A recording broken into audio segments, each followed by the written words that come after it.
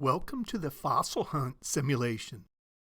In this simulation, you'll investigate the past location and climates of some of Earth's continents based on fossilized remains.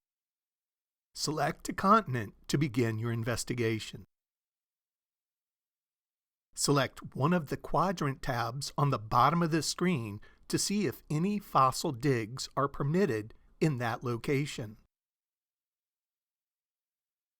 Once a dig site is found, select the down arrow on the right side of the screen.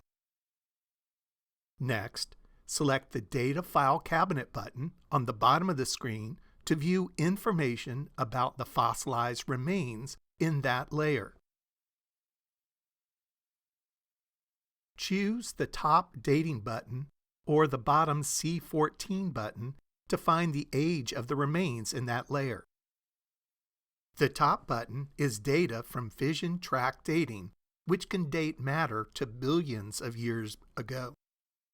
The bottom C14 button is data from carbon-14 dating, which can date matter to only about 25,000 years ago. Select the down arrow to move to another layer and repeat the information and dating process for the remains found in that layer. Once you've thoroughly searched a given quadrant, select the main menu and then the same continent you previously selected to search other quadrants on this continent. The main menu button is also selected to search other continents for fossils. Once all continents are searched, select the Wilson Cycle button to move the displayed continents to their correct supercontinent position about 200 million years ago, prior to the continents moving apart to their current location. To position a continent, select the continent name from the tabs on the left side of the screen.